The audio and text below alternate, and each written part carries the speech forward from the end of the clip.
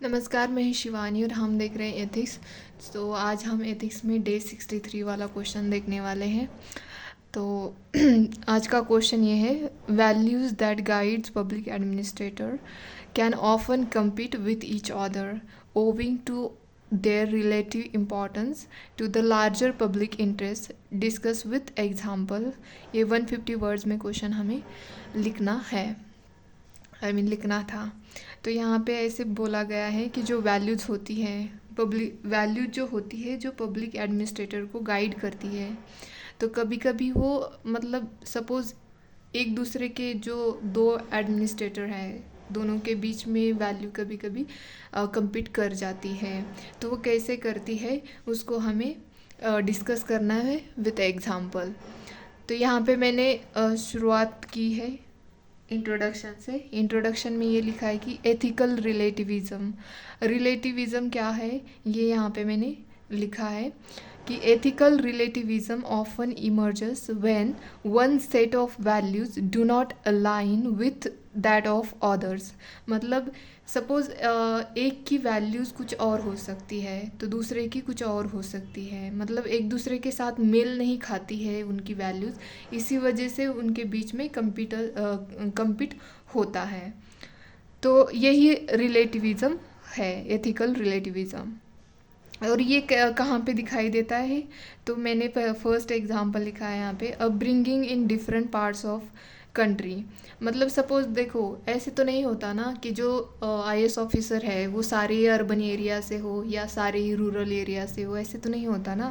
कि देखो, हम न्यूज़ में भी ये सुनते हैं कि रिक्शा वाले का बेटा आईएएस ऑफिसर बन गया, फार्मर की बेटी आईएएस ऑफिसर बन गई, ऐसे सुनते हैं ना। तो ये डिफरेंट डिफरेंट पार्ट से आते हैं कंट्री के, तो इनकी वजह से इनकी वैल्यू जो होती है वो भी अलग ही अलग होती है, इनके वैल्यूज़ में डिफरेंसेस होते हैं।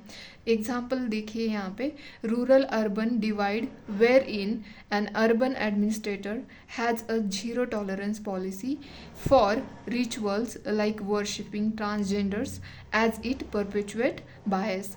मतलब देखो, जो अर्बन एरिया से होते हैं वो थोड़ा सा वर्शिप में, रिचुअल्स में थोड़ा कम बिलीव करते हैं, तो इसकी वजह से क्या होता है, इनके अंदर जीरो टॉलरेंस आ जाता है। मतलब ये टॉलरेट नहीं कर पाते, बिल्कुल ही नहीं कर पाते, इसीलिए तो हम कहते हैं ना जीरो टॉलरेंस पॉलिसी आ जाती है। तो ये यहाँ पे हमें डिफरेंस दिखाई देता है। सेकंड है gender notions. Gender notions means idea होता है।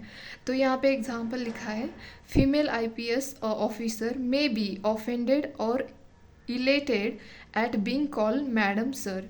मतलब सपोज किसी फीमेल आईएएस ऑफिसर को कभी मैडम सर कहा, कभी अच्छा भी लग सकता है और किसी को बुरा भी लग सकता है।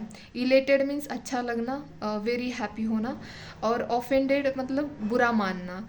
तो ये भी एक जेंडर नोशंस, इसमें भी हमें डिफरेंस दिखाई देता है।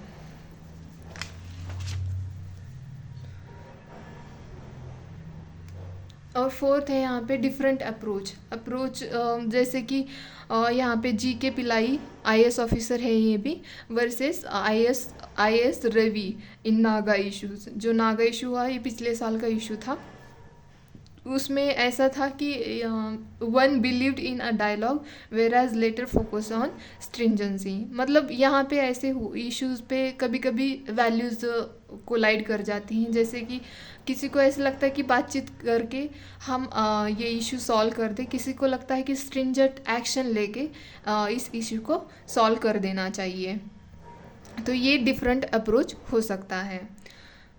फोर्थ लिखा है, fortitude may be regarded as some by fulfilling unique demands of duty. जैसे कि यहाँ पे टीएन शशान, ये एक सिविल सर्वेंट भी थे और हमारे 10th चीफ इलेक्शन कमिश्नर भी थे।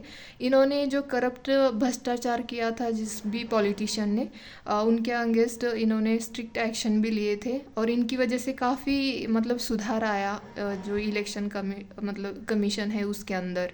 तो इसके लिए इनको पूरा श्रेय, जो हमारी आज की इलेक्शन कमीशन सिस्टम है जो भी अच्छे से चलती है, उसका पूरा श्रेय इनको ही जाता है, जो टीएन शशान है। तो सेकंड मैंने यहाँ पे लिखा है कि वेयर एज ऑदर में feel it's standing up against coercion of public officers. इनका एग्जाम्पल लिखा है मैंने अशोक खेमका। आपको तो पता है सबसे ज़्यादा ट्रांसफ़र किसका हुआ है। अगर ऐसे किसी को जानना, मतलब ऐसे किसी का नाम लेना है तो वो अशोक खेमका जी का पहले नाम आता है, जिनका सबसे ज़्यादा ट्रांसफ़र हुआ है। और ये सबसे ज़्यादा तो इसीलिए जाने जाते हैं कि इन्होंने जो सोनिया गांधी जी हैं, उनके जो दामाद है, वडेरा कुछ नाम है उनका, तो उनका जो इलीगल लैंड डील हो रही थी गुरुग्राम में, तो वही इन्होंने मतलब एक्सपोज कर दिया था। तो इसकी वजह से इनको मतलब ये काफ़ी न्यूज़ में रहे थे उस टाइम पे। तो फिर यहाँ पे हमने नेक्स्ट ही किया, however there is need for basic universal set of values that can guide action of public officials. Example Socrates and cardinal principles. जो सॉक्रेटिस के कार्डिनल प्रिंसिपल्स, मतलब सॉक्रेटिस एंड उसके कार्डिनल प्रिंसिपल जो है कार्डिनल, तो वो prudence हो सकता है, जस्टिस है, टेम्परेंस है, इंटीग्रिटी, ये सब एक ऑफिसर्स के अंदर होने चाहिए। चाहे वो आईपीएस ऑफिसर हो, आईएएस हो या आईआरएस हो, उनके अंदर ये वैल्यूज़ होनी चाहिए। और लास्ट में मैंने यहाँ पे कंक्लूड किया, this can ensure values do not result in governance and that is at loggerheads. तो ये यहाँ पे मैंने कंक्लूड कर दिया है। देखो इस क्वेश्चन में ज़्यादा कुछ नहीं था, बस कि एक ऑफिसर की दूसरे ऑफिसर के साथ कैसे जो वैल्यूज़ होती है वो कोलाइड होती है या कम्पीट करती है, हम ऐसे कह सकते हैं। तो उसी के हमें एग्जाम्पल के साथ यहाँ पे डिस्कस करना था, मतलब लिखना है। तो आप ट्राई कर सकते हो, आप अलग अलग एग्जाम्पल लेके एग्जाम्पल सर्च कर सकते हो गूगल पे और लिख सकते हो आप भी। तो अगर आपको और ऐसे एग्जाम्पल अच्छे ये मतलब मिल जाते हैं गूगल पे हो या कहीं बुक्स में हो, तो आप कमेंट बॉक्स में बता दीजिए। धन्यवाद आज के डिस्कशन के लिए। और आपको वीडियो अच्छी लगती है तो प्लीज़ लाइक शेयर सब्सक्राइब करें।